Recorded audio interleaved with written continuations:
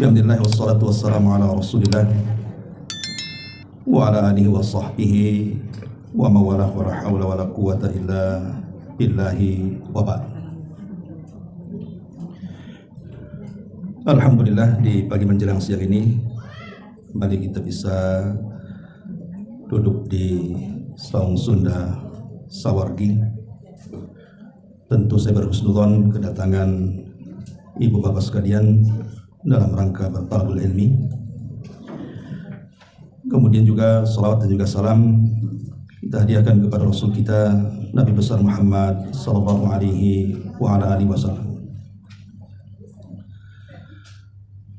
Tema di pagi menjelang siang ini, sebagaimana permintaan, kita akan membahas tentang kematian secara mendadak. Entah apa maksudnya yang minta tema ini, apa ada yang mati. Tapi tema ini juga sangat menarik untuk kita bahas, karena memang akhir-akhir ini kematian mendadak itu begitu banyak. Dan kematian pada hari ini tidak melihat usia. Kalau zaman dulu umumnya orang mati itu biasanya yang sudah tua-tua, tapi hari ini justru kebanyakan anak-anak muda pula yang mati. Karena kita lihat di jalan-jalan raya, hampir setiap hari ada orang kecelakaan, mungkin dia nabrak atau dia ditabrak. Atau terjadinya banyak kejahatan. Mungkin dimasuki rampok yang tidak terpikir akan datang rampok, tahu-tahu bukan hanya mengambil barang, membunuh pula isi rumahnya. Atau mungkin pada tahun-tahun kemarin seperti adanya wabah corona, siapa yang nyangka akan terkena virus? Hampir setiap hari ada orang mati. Lah tentu fenomena kematian mendadak ini juga harus kita sikapi. Apakah orang yang mati mendadak ini sebuah kebaikan, ataukah justru sebuah adab yang Allah datangkan? Baik, ma'asyiral muslimin wal muslimat, ibu-ibu dan juga bapak sekalian yang dimuliakan Allah Subhanahu wa taala. Ayat yang sering kita dengar soal kematian adalah kullu nafsin dha'iqatul maut. Setiap jiwa itu pasti akan mengalami sebuah kematian. Tapi ada hadis dari Aisyah ummul mukminin radhiyallahu anha, di mana Nabi sallallahu alaihi wasallam mengatakan mautul fujati rahatun lil mu'min wa akhdun asfan lil kafir. Kata Nabi SAW, kematian mendadak bagi seorang mukmin itu adalah tanda beristirahatnya dia dari kepenatan dunia. Tapi sebaliknya, kematian mendadak bagi orang kafir, munafik, fajir, maka justru itu awal penyesalan dalam kehidupannya.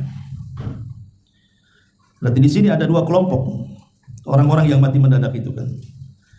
Kelompok yang pertama diuntungkan dengan kematian yang mendadak itu, dan mereka orang-orang yang beriman. Sebab dengan kematian mendadak dia sendiri tidak susah. Kita lihat orang-orang yang koma, kadang bukan hanya sehari dua hari itu, ada yang berbulan, ada yang bertahun baru kemudian meninggal. Dianya sendiri tersiksa, belum lagi menyiksa orang lain yang merawat dia. Yang tadinya yang merawat sehat, gara-gara merawat dia jadi sakit pula dia. Terkadang merawat mati duluan daripada yang dirawatnya.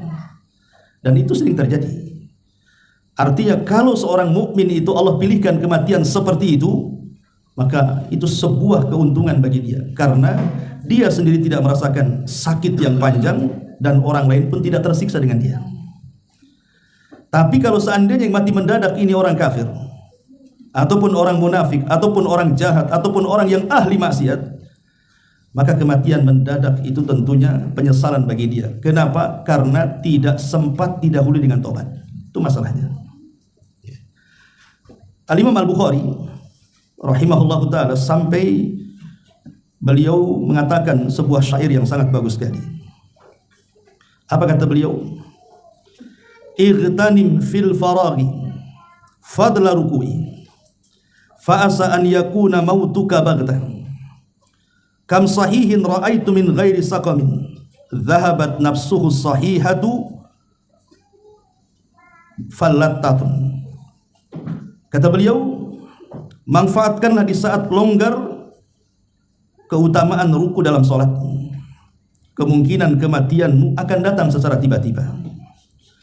Berapa banyak orang-orang yang sehat yang kau lihat tanpa ada sakit, tiba-tiba jiwanya yang sehat pergi dengan mendadak. Anehnya Imam Bukhari mengatakan seperti ini, lah Imam Bukhari sendiri mati dalam kondisi mendadak. Dia mengucapkan ucapan ini, dia pula meninggal mendadak. Dan tentunya seorang ulama yang kematiannya Allah pilih seperti itu sebuah husnul khatimah. Saya katakan tadi, orang yang sudah persiapan sebelum kematiannya kemudian dia meninggal, berarti ini sebuah keuntungan, karena dia hendak berpindah dari satu tempat menuju tempat yang jauh lebih nikmat yang dia akan rasakan. Tapi sebaliknya orang-orang yang jahat justru dengan kematiannya memindahkan dia dari tempat yang senang di dunia ke tempat yang penuh dengan adab Allah Subhanahu wa taala di dalam kuburannya. Ma'asyiral muslimin wal muslimat rahimani wa rahimakumullah. Ada sebuah hadis dari Anas bin Malik radhiyallahu anhu, di mana Nabi sallallahu alaihi wasallam mengatakan, min iqtirabis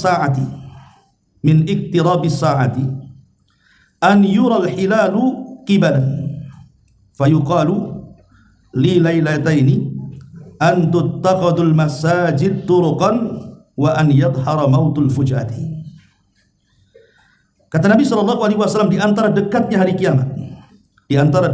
kiamat, hilal ataupun bulan akan terlihat nyata sehingga dikatakan ini tanggal 2. Masjid-masjid akan dijadikan jalan-jalan dan munculnya kematian-kematian mendadak yang sangat banyak. Jadi 14 abad yang silam Nabi SAW sudah mensabdakan kepada kita bahwa nanti di akhir zaman, seolah-olah Rasul ingin mengatakan seperti itu, akan banyak kematian mendadak di mana-mana. Dan zaman itu sudah ada hari ini. Zaman itu sudah ada, karena setiap hari kan kita melihat ada orang kecelakaan, tiba-tiba kemudian datang tsunami, kemudian membunuh banyak orang, datang gempa, datang angin puting beliung, datang musibah macam-macam yang orang itu tidak memprediksi akan kedatangannya. Tahu-tahu datang, rumahnya roboh, mati pula di situ. Nah, ini kan terjadi di depan mata kita, dan harusnya bagi seorang mukmin ketika melihat ada orang yang mati mendadak ini sebuah pelajaran. Jangan-jangan saya seperti itu dan saya tidak persiapan untuk itu. Ma'asyiral muslimin wal muslimat rahimani wa rahimakumullah. Nabi sallallahu alaihi wasallam pernah berdoa seperti ini. Allahumma inni a'udzubika minat taraddi wal hadami wal gharaqi wal hariki wa a'udzubika an yatakhabbatani syaitan indal mauti wa a'udzubika an amuta fi sabilik mudbiran wa a'udzubika an amuta ladigha. Ya Allah, sesungguhnya aku berlindung kepadamu dari terjatuh dari tempat yang tinggi, dari tertimpa bangunan, dari tenggelam, dari terbakar. Aku juga berlindung kepadamu dari campur tangan setan ketika aku meninggal. Aku berlindung kepadamu dari meninggal dalam keadaan lari dari medan perang, dan aku juga berlindung kepadamu dari meninggal karena tersengat hewan beracun. Ketika Nabi SAW berdoa seperti ini, karena memang doa yang dipanjatkan Rasul ini bicara soal kematian mendadak. Orang lagi kerja bangunan nih, tiba-tiba jatuh, kan nggak terpikir dia akan mati hari itu, atau mati kan itu. Orang-orang yang kebakaran rumahnya, dia tidak terpikir bahwa rumahnya akan kebakaran, tahu-tahu kebakaran. Rumah sebelah kebakaran, merembet pula ke rumah dia, mati pula dia terbakar di situ. Atau seorang nelayan yang mencari nafkah di lautan, dia tidak menyangka akan tenggelam gitu, tahu-tahu kapalnya tengguling ombak, dia pun pula tenggelam di situ, mati pula mendadak. Jadi Nabi SAW berlindung dari perkara ini. Jangan sampai, maksudnya memang tidak ada doa khusus bahwa kita ini meminta agar tidak diwafatkan mendadak, tapi secara isyarat dari Nabi SAW, jangan sampai kita ini diberikan kematian seperti itu. Walaupun tadi saya katakan di mukaddimah, kematian seorang mukmin yang Allah pilihkan dengan cara mendadak itu adalah sebuah istirahat bagi dia. Baik. Lalu apa yang harus kita lakukan dengan fenomena seperti ini? Persiapan apa yang harus kita lakukan dengan banyaknya kematian mendadak di hadapan kita ini? Ma'asyiral muslimin yang dimuliakan Allah Subhanahu wa taala, ada 15 poin yang ingin saya sampaikan. Yang pertama, poin pertama,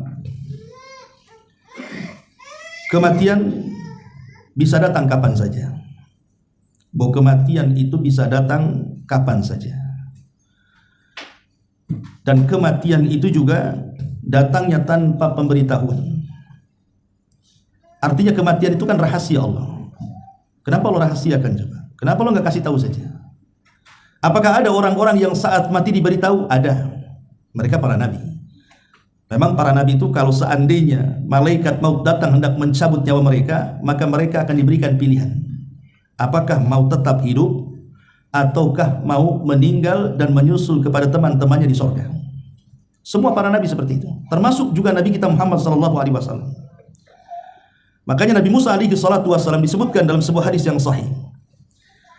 Jadi ketika malaikat maut datang kepada Nabi Musa itu, kemudian malaikat maut mengatakan bahwa dia diutus Allah untuk mencabut nyawanya, marah Nabi Musa.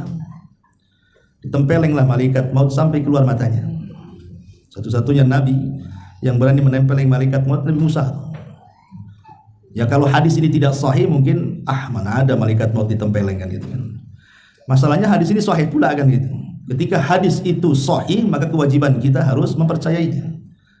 Karena di antara keimanan kita kepada Nabi adalah tasdiquhu fima akhbar, membenarkan apapun yang diucapkan Nabi, masuk di akal atau tidak, benarkan. Itulah di antara keimanan kita kepada Nabi. Dan Nabi yang menceritakan bahwa ketika malaikat maut datang kepada Nabi Musa dan mengatakan saya utusan Allah hendak mencabut nyawamu, marah Musa, tempeleng keluar matanya.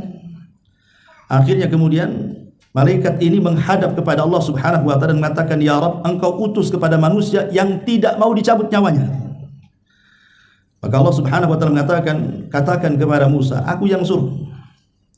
Tapi kalau dia tetap ingin hidup dan tidak ingin mati sekarang, maka letakkan telapak tangannya di badan kerbau." Nanti di badan kerbau itu kan yang ada bulu-bulunya tertutup dengan telapak tangannya, maka hitungan satu bulu itu 1 tahun kehidupan dia.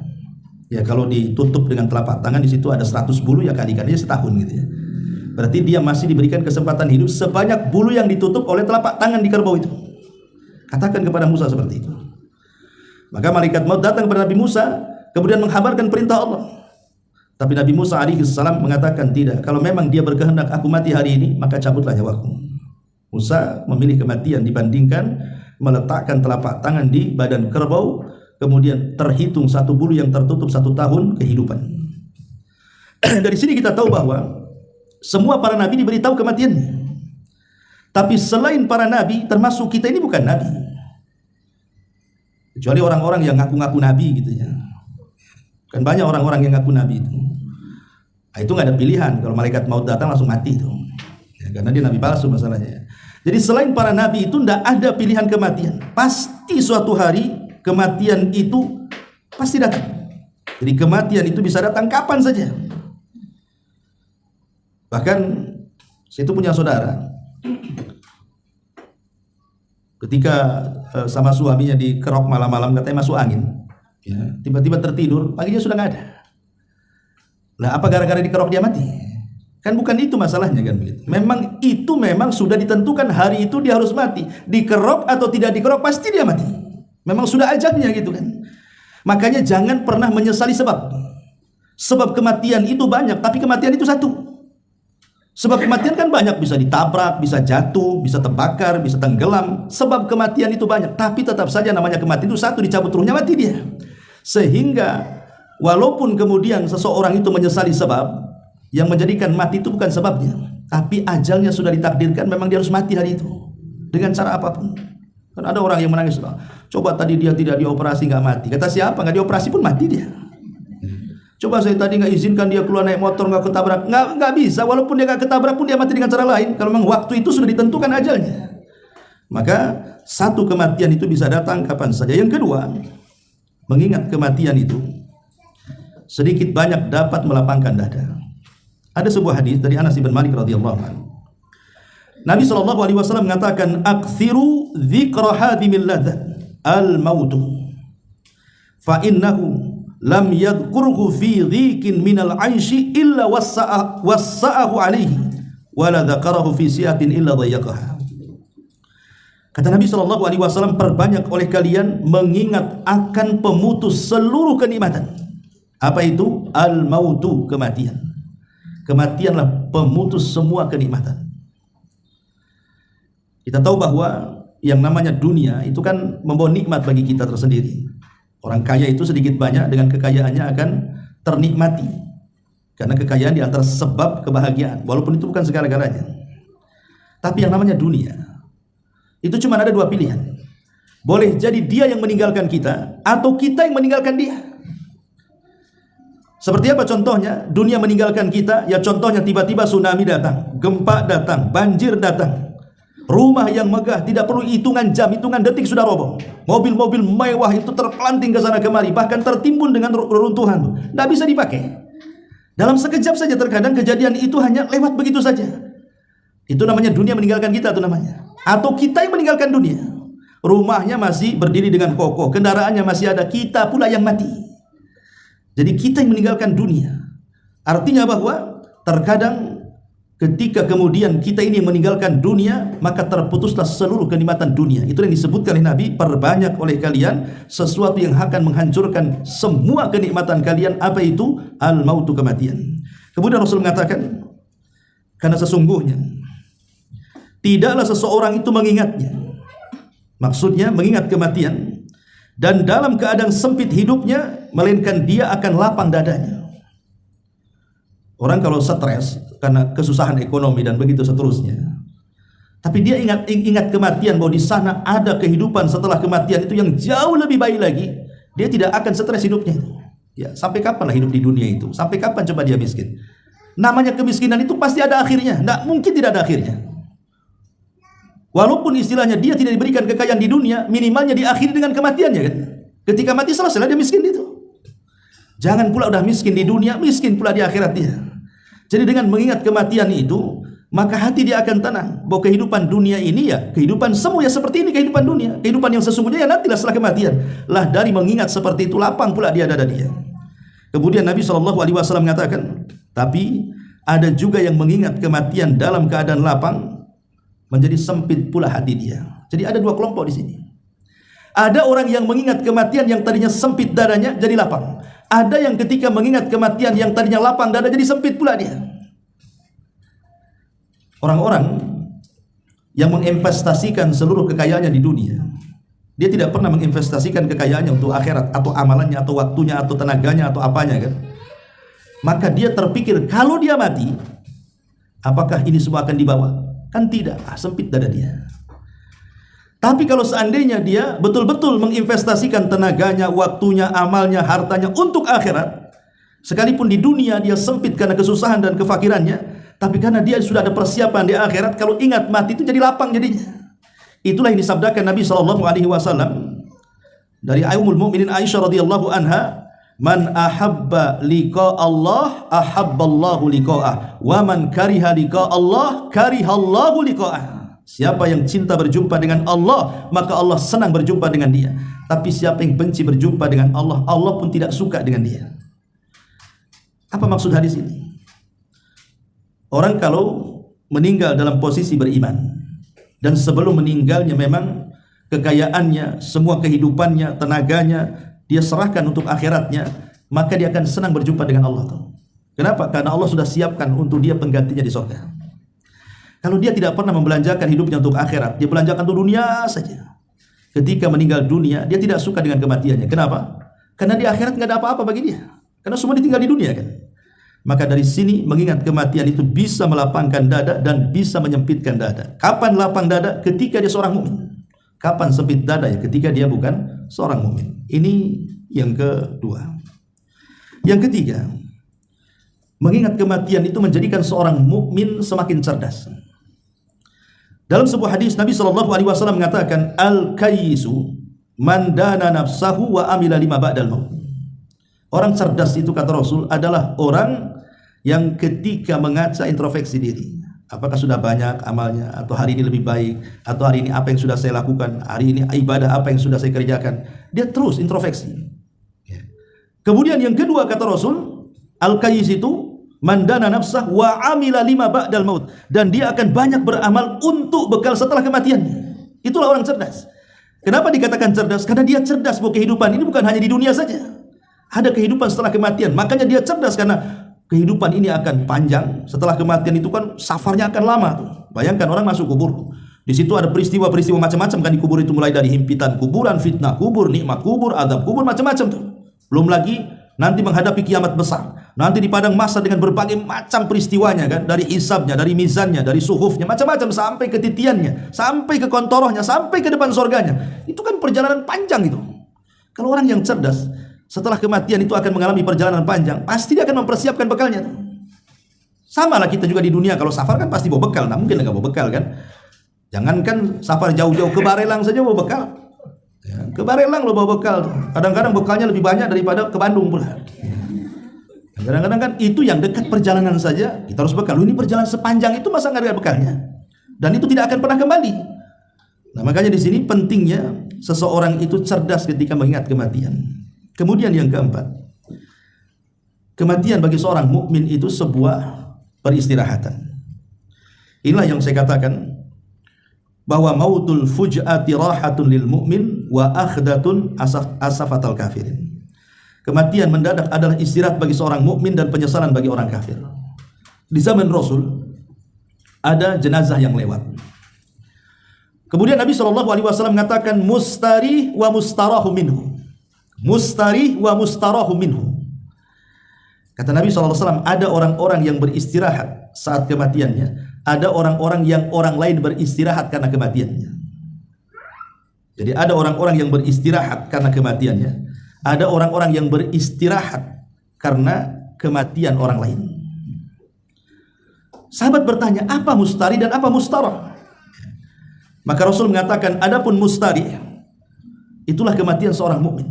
Bagi dia istirahat dari kepenatan dunia. Dunia ini kan penat ikhwan, mesti ada masalah saja, kayaknya nggak berhenti. Setelah selesai masalah ini datang pula masalah yang lain. Selesai masalah ini datang pula masalah yang lain. Terkadang masalah datang ada sebab, itu ada masalah aja. Itulah dunia. Makanya dunia itu tidak lepas daripada senang, susah, tertawa, sedih, sempit, lapang. Itulah dunia. Ya. Tapi dengan kematian seorang mukmin itu tidak ada semuanya. Karena dia akan beralih kepada nikmat kuburan. Dan nikmat kubur lebih nikmat dibandingkan semua nikmat di dunia. Tapi kalau mustarah minhu, maka Rasul mengatakan bukan dia yang beristirahat, orang lain yang beristirahat. Syukurlah dia mati. Alhamdulillah dia mati. Kenapa dari kemarin aja nggak mati? Karena ada orang yang karena kejahatannya jadi jengkel orang kan. Dari kemarin saya doakan tak mati-mati, sekarang sudah mati. Alhamdulillah. Nah, karena ada orang yang kematiannya itu membuat orang senang. Ya karena kejahatan dia, sehingga semua mendoakan dia lebih baik mati daripada hidup. Dengan kematiannya bukan dia yang senang, orang lain yang senang. Nah, ini yang bahaya nih. Kalau sampai kematian kita membuat orang senang, itu disebut mustarahu minhu namanya. Dan itu tanda orang jahat. Karena orang mati itu kan ada yang kematiannya dipuji manusia, ada yang kematiannya dicaci maki manusia. Karena di zaman Rasul pun pernah terjadi kan, ada jenazah yang lewat nih, semua manusia memuji dia karena kebaikannya.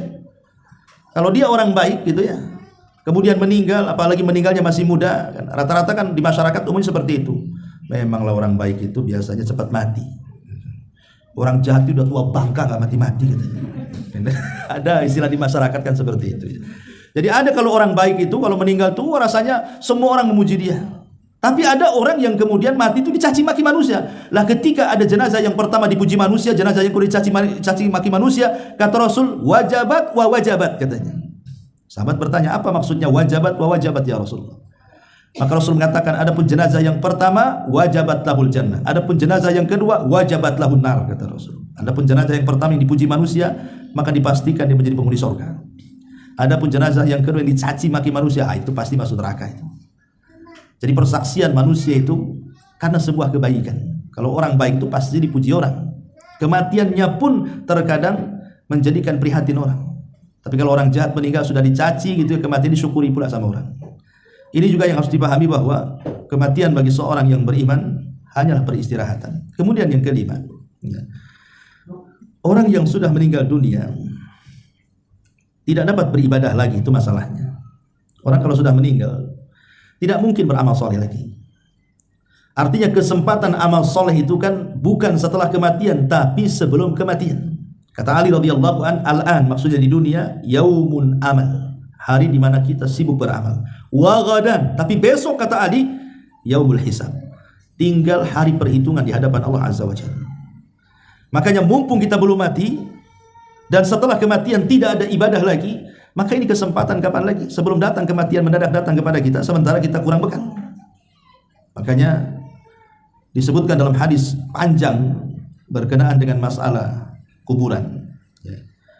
Jadi apabila seorang mukmin itu berada dalam kuburannya, maka malaikat datang akan bertanya kepadanya, tapi tidak bisa mendekatinya. Kenapa? Karena amal-amal ibadahnya itu menjegal malaikat yang mendekati jasadnya.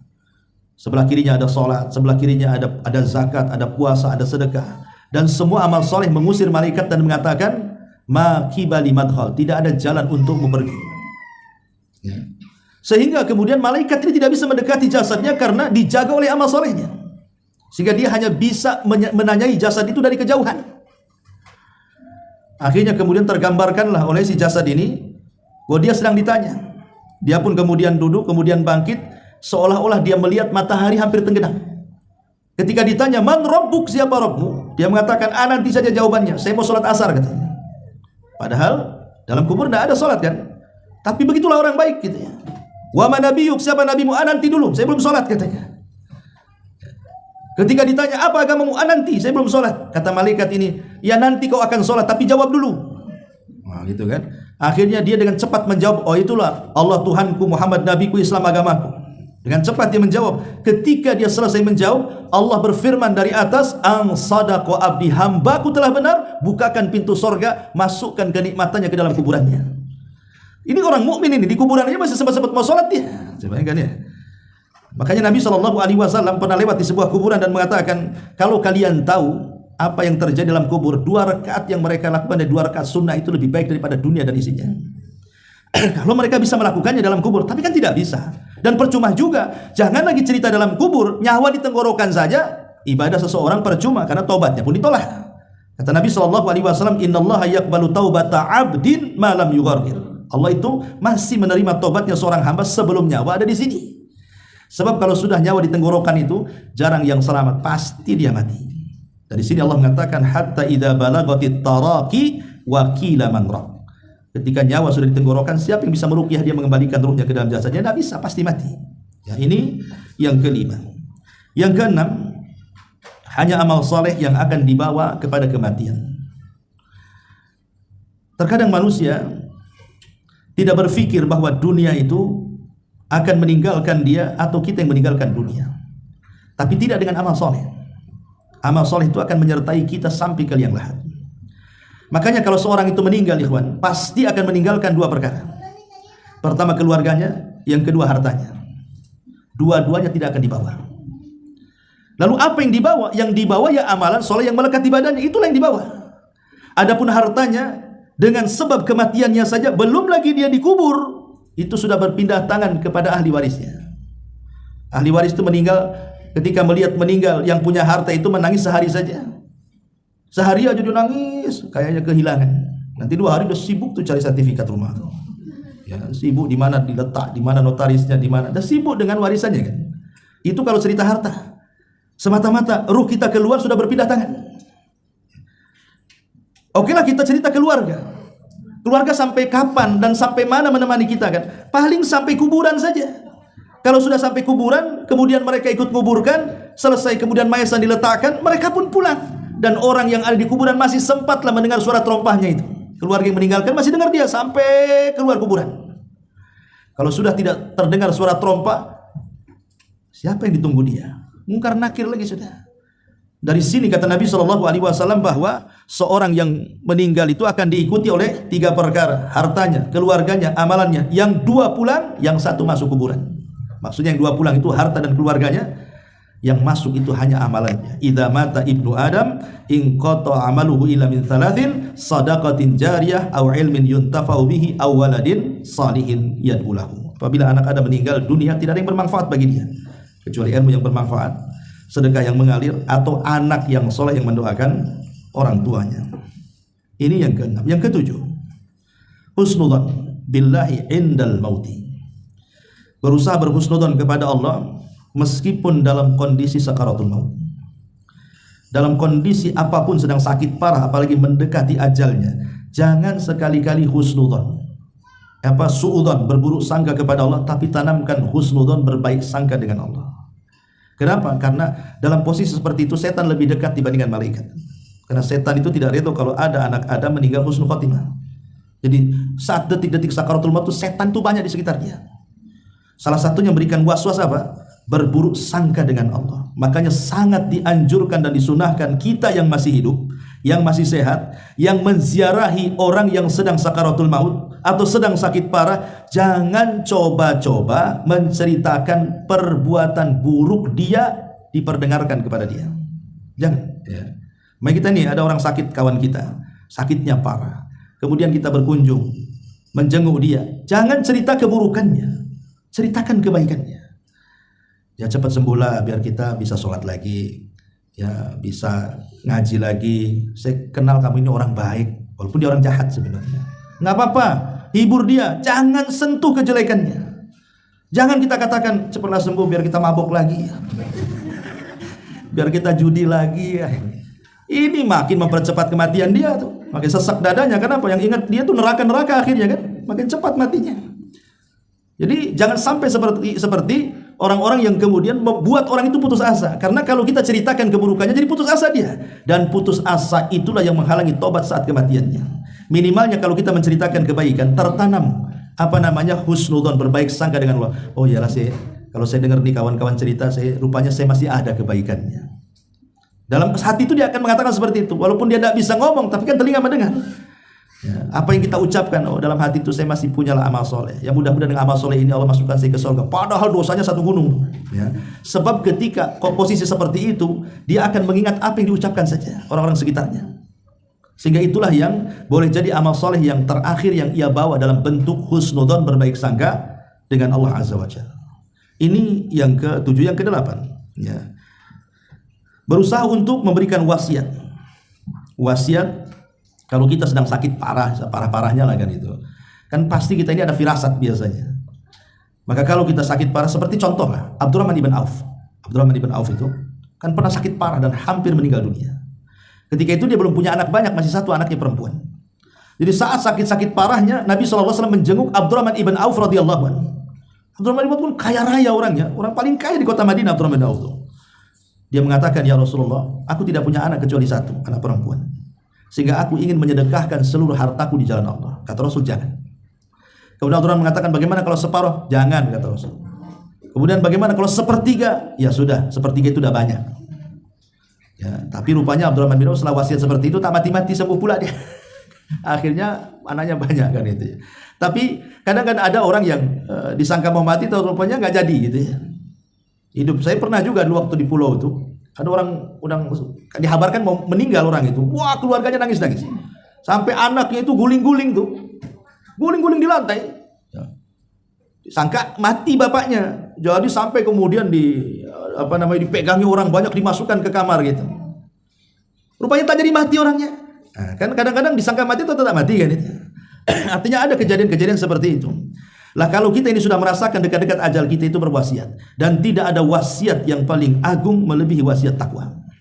Ya harta juga perlu berwasiat harta itu, tapi lebih daripada itu wasiat agama. Makanya lihat wasiat-wasiat Luqmanul Hakim dalam Quran, wasiat-wasiatnya Nabi Yakub, Nabi Ayub, Nabi Ibrahim, itu kan disebutkan dalam Quran itu. Wa wassa biha Ibrahim baniya wa Yaqub gitu ya. Ma ta'buduna min ba'di qalu na'budu ilahaka wa ilaha abaika Ibrahim, sampai akhir ayat. Itu menunjukkan wasiat-wasiat teragung adalah wasiat takwa. Jadi kalau kita ini ingin berwasiat, wasiatlah dengan ketakwaan. Dahulu Umar bin Abdul Aziz saat detik wafatnya, ada seseorang bertanya kepada Umar bin Abdul Aziz dan mengatakan, ya Amirul Mukminin, berwasiatlah untuk anak-anakmu, anak kamu masih kecil, biar hartanya itu terbagi kepada mereka. Tapi Umar bin Abdul Aziz mengatakan, tidak, aku tidak akan berwasiat soal harta. Lah kenapa, anak-anak masih kecil katanya. Kata Umar bin Abdul Aziz, aku hanya ingin mewasiati mereka dengan takwa. Kemudian dia berikan alasan, kalau aku berwasiat dengan harta dan tidak berwasiat dengan takwa, kemudian harta ini dipergunakan untuk maksiat oleh anak-anakku, itu sama saja aku menolong mereka di atas kemaksiatan dengan harta warisanku. Tapi kalau aku berwasiat kepada mereka dengan takwa, maka walaupun mereka tidak punya harta, pasti dengan takwa itu akan mendatangkan harta kepada mereka. Kemudian dia membacakan ayat, wa man yattaqillaha yaj'al lahu makhraja wa yarzuqhu min haitsu la yahtasib. Siapa yang bertakwa kepada Allah, pasti Allah akan carikan jalan keluarnya dan Allah berikan rizki dari arah yang tidak disangka-sangka. Jadi wasiat yang terbaik adalah wasiat takwa. Ya, umpamanya kalau memang nggak bisa dengan lisan, kan bisa dengan tulisan. Minta pena tulisnya. Karena wasiat ini terkadang lebih merubah keturunan dibandingkan nasihat. Ada orang yang sewaktu orang tuanya masih hidup, wah jahatnya, naudzubillah. Tapi ketika orang tuanya sudah meninggal, tetapi meninggalkan wasiat minta anak-anaknya supaya baik, itu kadang-kadang anak jadi baik itu. Karena wasiat orang tua, saya nggak boleh gini, boleh gini, kan itu. Kan kadang-kadang seperti itu, wasiat bisa merubah orang tuh. Karena ada istilah kalau nggak dilaksanakan nanti kualat gitu. Makanya ada anak-anak itu yang berubah gara-gara wasiat. Nah, kenapa kemudian wasiat itu penting menjelang kematian? Ini yang ke 9, yang ke 8, yang ke 9. Selalu melakukan amal ibadah, istiqomah dalam melakukan ibadah sebelum kematian menjemput kita. Istiqomah dalam ibadah. Begini ya. Allah Subhanahu wa taala berfirman, "Fa amma man a'ta wattaqa wa saddaqa bil husna fasanuyassiruhu lil yusra. Wa amma man bakhila wastaghna wa kadzdzaba bil husna fasanuyassiruhu lil usra." Di sini ada dua kata. Yang pertama fasanuyassiruhu lil yusra, dan yang kedua fasanuyassiruhu lil usra. Kami akan mudahkan jalan dia yang sudah mudah. Kami akan sulitkan jalan dia yang sudah sulit. Apa makna dua ayat ini? Para ulama tafsir ketika memberikan catatan kepada dua ayat ini, mereka mengatakan begini. Sebuah amal soleh itu pasti akan melahirkan amal soleh yang lainnya. Sebuah kebaikan itu pasti ada turunannya. Sebagaimana dosa juga pasti ada turunannya. Makanya kenapa Nabi SAW itu sampai berdoa sebelum salam dalam tasyahud kan, dalam tasyahud akhir biasanya Rasul kan membaca tahiyat, membaca syahadat, membaca sholawat, kemudian membaca 4 perlindungan. Baru sebelum salam membaca Allahumma inni a'udzubika minal ma'tsab wal maghram. Ya Allah, aku berlindung kepadamu dari perbuatan dosa dan dari terlilitnya hutang. Jadi Aisyah ini bertanya, atau yang lain bertanya, ya Rasulullah, apa Anda punya hutang? Sehingga setiap sholatmu kau mengatakan seperti itu. Kata Nabi SAW, tidak. Akan tetapi, kata Rasul, kalau orang sudah hutang itu, idza haddatsa kadzab wa idza wa'ada akhlaf. Kalau ngomong pasti dusta, kalau janji pasti khianat. Orang yang berhutang itu, kalau dia bicara pasti dia dusta, kalau dia janji pasti dia khianat. Ngaku aja lah. Kan gitu orang yang hutang. Kapan bayar? Besok. Besok datang. Mana katanya mau bayar? Lusa lah. Kan? Itu udah dusta tuh. Awalnya kan begitu, dusta dulu tuh. Ada duitnya ada sebenarnya, dibilang ada duit. Ya sudah gini, saya janji minggu depan saya bayar. Minggu depan tak pun dia kasih bayar kan. Itulah dosa. Dosa itu biasanya akan ada turunannya tuh.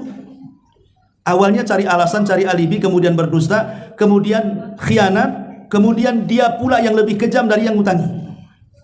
Sebelum datang yang nagih itu dia sudah pasang muka marah-marah tuh. Harusnya yang marah itu yang minjemin duit kan, ini yang ngutang yang marah. Jadi dosa itu melahirkan dosa yang lainnya.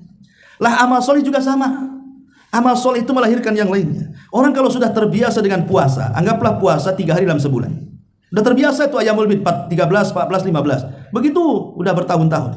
Kalau dia kemudian menambah puasa jadi Senin Kamis, akan bisa. Kenapa? Terbiasa lapar. Dia bisa menambah dengan Senin Kamisnya. Kalau dia sudah terbiasa dengan Senin Kamis, kemudian ingin membiasakan puasa Daud, pasti dia bisa. Kenapa? Karena sudah terbiasa lapar 3 hari dalam sebulan, tambah lagi Senin Kamis tiap pekannya. Kalau melakukan puasa Daud, pasti dia bisa. Ya. Dan dustakan orang yang mengatakan, saya sekarang puasa Daud, Senin Kamis saja enggak kan itu. Puasa yang lebih enggak, tahu-tahu puasa Daud pula kan gitu. Itu dipertanyakan itu. Karena yang ringan-ringan saja dia nggak pernah mengerjakannya. Sama dengan orang yang biasa duha, sholat duha ya. Kemudian dia jaga sholat qobliyah, ba'diyah atau rawatib atau nafilah di siang hari. Kalau dia ingin melakukan sholat malam itu mungkin bagi dia. Kenapa? Karena dia bisa dan terbiasa melaksanakan sunnah di siang hari. Jadi kalau dia ingin melaksanakan sunnah di malam hari, mungkin bagi dia. Karena ada kebiasaan sholat. Tapi ini tidak pernah sholat di siang hari, ngaku pula ahli tahajud. Semana ceritanya? Ya, siang-siang bolong saja yang tidak susah bangun dia nggak sholat. Kok cerita malam pula yang dingin yang susah bangun dia mengatakan ahli tahajud? Apa nggak dusta ucapannya tuh? Jadi yang namanya amal soleh itu pasti ada turunannya. Kalau orang sudah terbiasa amal soleh, pasti akan melahirkan amal yang soleh yang lain. Itulah yang Allah katakan fasanu yassiru lil yusra. Dia sudah mudah melakukan amal soleh, Allah mudahkan jalannya ke surga, sehingga dia ditutup dengan amal yang terakhir yang ia kerjakan. Sama dengan dosa.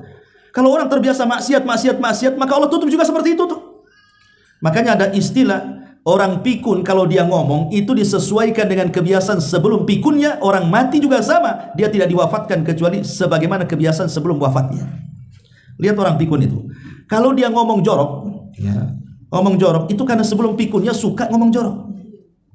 Kan ada orang yang kalau kagetan itu ya, tak kesandung, pokoknya kagetan lah, latah gitu ya. Itu aneh-aneh itu jeritannya itu. Kadang-kadang ngomongnya macam-macam. Ya kalau masih cangkrik masih bagus lah kan. Tapi kadang-kadang lebih daripada itu tuh. Kadang-kadang joro-joro keluarnya kan. Itu kalau pikun itu yang diulang-ulang nanti itu. Karena terbiasa mengulang yang buruk sebelum pikun, maka ketika pikunnya itu pula yang diulang.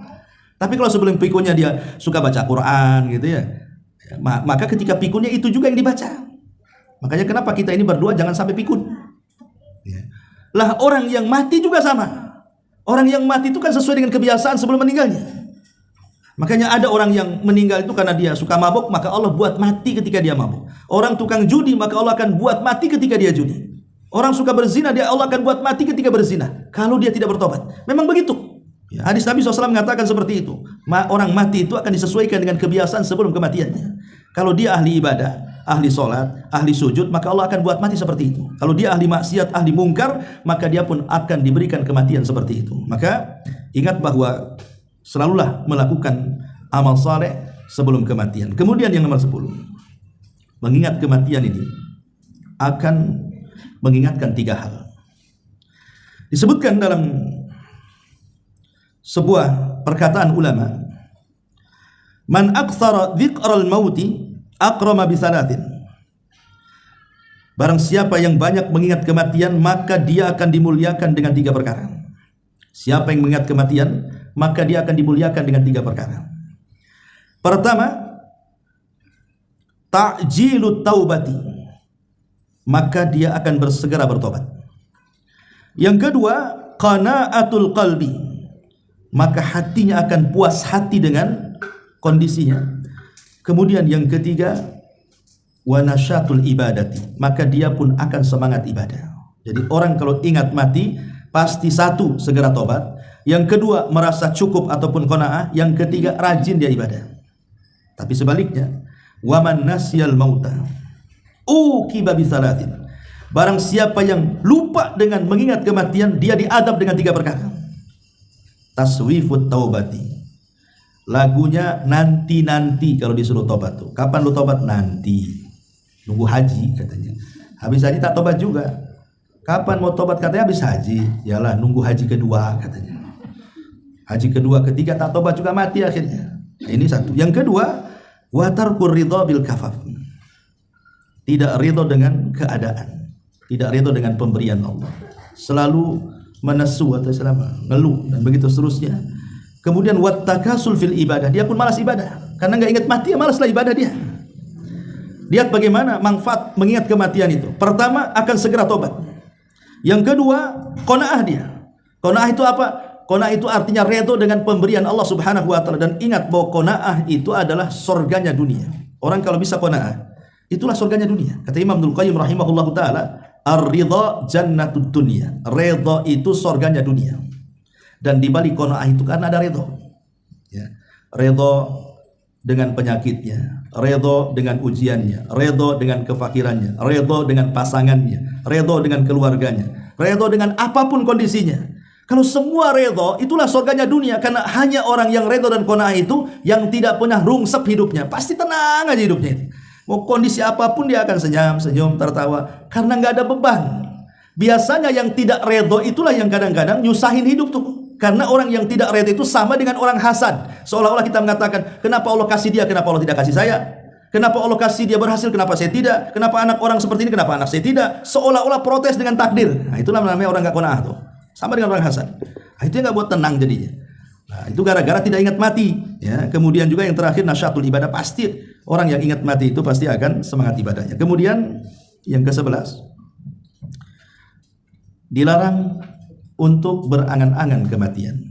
Tidak boleh seseorang itu berangan-angan dengan kematian dalam kondisi apapun, sampai pun dalam sakit parah sekalipun. Tidak boleh seseorang itu mengingat kematian. Makanya nanti di akhir zaman, kata Rasul, sampai ada orang berdiri di depan kuburan, dia mengatakan, duhai kiranya aku yang di dalam, kau yang di luar, katanya. Nanti di akhir zaman ada yang mengatakan seperti itu. Karena apa? Sudah penat dengan kehidupan dunia, akhirnya ingin mati daripada hidup. Dan di zamannya sudah sekarang kita lihat kan. Subhanallah coba. Terakhir ada orang yang kena kasus pinjol. Itu kan banyak tuh, mengakhiri dirinya. Mengakhiri nyawanya gara-gara pinjol kan. Pinjaman online itu orang akhirnya bunuh diri coba, nggak bisa bayar.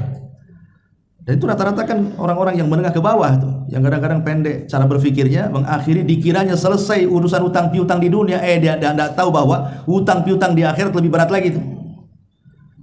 Jadi mengakhiri hidup itu bukan menyelesaikan segalanya. Kalau seorang mukmin ya mengakhiri hidup dengan cara kematian mendadak baik bagi dia. Tapi kalau artinya mengakhiri hidup dengan cara bunuh diri dan yang lainnya, ini azab bagi dia. Bahkan orang yang bunuh diri itu dilamakan di nerakanya loh. Bukan seperti orang biasa orang bunuh diri itu. Dia masuk neraka lama di nerakanya. Berdasarkan hadis Nabi Shallallahu Alaihi Wasallam. Jadi bahwa yang harus dipahami, jangan berangan-angan kematian. Karena di zaman Rasul punya paman namanya Abbas ibn Abdul Muthalib. Pernah sakit parah. Dan hampir dengan sakitnya itu mendekati ajalnya.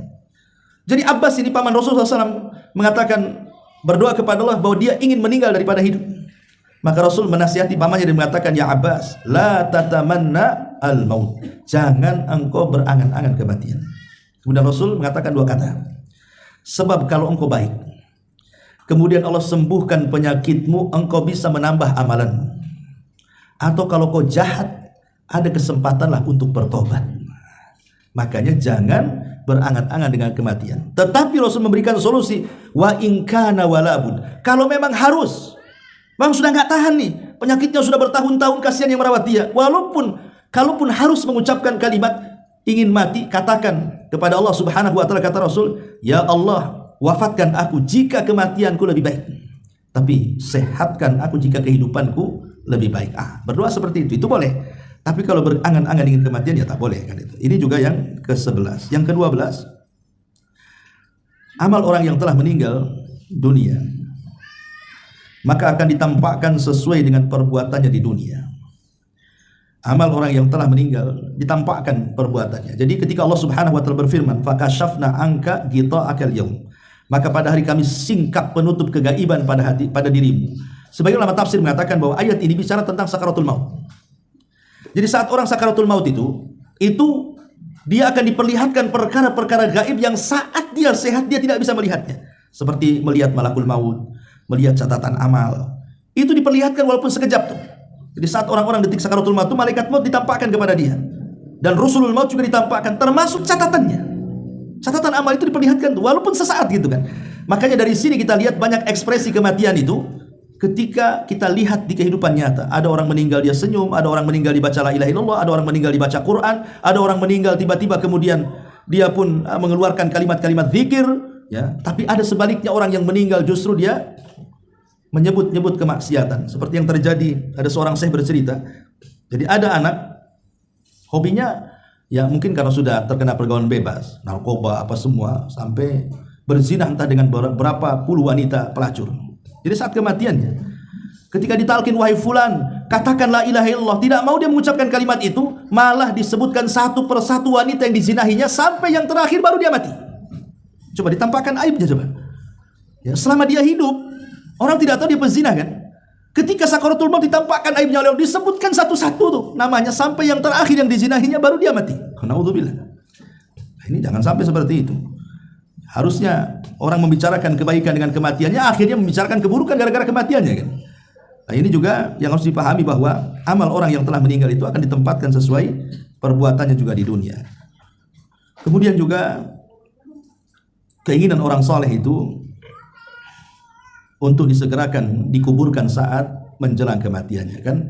Ada hadis yang mengatakan orang-orang baik itu kalau di atas keranda. Jadi kalau kita ini berada di atas keranda dan keranda ini menuju kuburan, maka ruhnya orang baik akan mengatakan apa? Qaddimuni, segerakan aku, masukkan aku ke liang lahat. Segerakan aku, masukkan aku ke liang lahat. Itu kalau orang beriman tuh. Tapi kalau orang jahat mengatakan apa? Mau bawa kemana aku katanya? Ila aina tadhhabun? Kemana kau pergi katanya? Mau dibawa kemana aku katanya? Itu kalau orang jahat dia tidak tahu kalau dia dimasukkan ke liang lahat. Dari sini kita tahu bahwa amal soleh itu penting dalam kehidupan. Karena jiwa seorang mukmin itu justru dia akan ingin disegerakan. Makanya dilarang kalau ada orang yang meninggal jasadnya lama-lama dalam rumah. nggak boleh. Kalau sudah meninggal, segerakan, fardu kifayahkan, mandikan, kafankan, kuburkan, itu lebih baik. Tapi kan Ustaz nunggulah anaknya masih belum datang, masih jauh, masih di Medan, masih di Jawa, masih di Padang, tunggulah katanya. Besok dia baru datang. Akhirnya diinapkan pula tuh jasad 1 malam. Sekarang pertanyaannya, kalau dia datang, manfaat nggak kepada orang mati? Kan nggak manfaat juga. Lah apa manfaatnya? Apa dia mau ngasih duit supaya tiket ke kuburan gitu? Nggak mungkin juga kan itu. Nggak ada manfaatnya dia. Kedatangan dia loh nggak ada manfaatnya bagi si mayat, tapi merugikan bagi si mayat. Kenapa? Karena Rasul mengatakan asri'u bil janazati wa intaku salihatan fa khairun tuqaddimunahu wa intaku sayyi'atan fa syarrun tad'una fi riqabikum, kata Rasul. Segerakan jenazah, difardu kifayakan. Sebab kalau dia baik itu kebaikan yang didahulukan kepada orang saleh. Tapi kalau ia jahat sama kalian dengan meletakkan keburukan di rumah kalian. Maka segerakan. Kalau sudah dikuburkan ya sudahlah. Kalau memang anaknya besok baru datang ya ziarah ke kuburan. Dan selesai. Kenapa jasadnya kemudian dibiarkan? Nah, ini juga sebuah kesalahan di masyarakat. Jadi segerakan dalam penguburan itu. Nah, kemudian juga hendaklah kita yang masih hidup berangan-angan dengan kematian yang baik. Berangan-angan, bercita-cita lah, minta kepada Allah agar kematian kita itu jangan su'ul khotimah tapi husnul khotimah. Karena di zaman sekarang sekali lagi kematian mendadak itu merajalela di mana-mana dengan kejahatannya, dengan wabahnya, dengan kondisi jalan yang hari-hari kendaraan makin banyak. Makanya sering saya katakan di zaman Rasul tidak ada orang mati di jalan kan? Ada di zaman Rasul masih mati di jalan? Nggak ada. Di zaman sekarang orang mati di jalan itu setiap hari. Karena di zaman Rasul tidak mungkin keledai nabrak unta. Unta dengan unta tabrakan blak gitu kan, mati nggak ada. Ya di zaman Rasul kan ada unta, kuda, keledai kan gitu ya. Zaman sekarang dia tronton, ya. Kemudian mobil besar-besar itu, ya iyalah hari-hari entah masuk ke dalam mobil, entah tabrakan, entah adu domba, betul-betul kayak adu domba, mobil dengan mobil. Ya memang hari-hari orang seperti itu. Jadi fenomena ini harusnya menjadi sebuah pelajaran bagi kita. Jangan pula kita ini diberikan mati seperti itu sementara kita tidak siap. Wallahu a'lam bishawab. Sudah setengah 12 ini. Baik, sebelum saya tutup, silahkan kalau ada yang mau bertanya. Waalaikumsalam.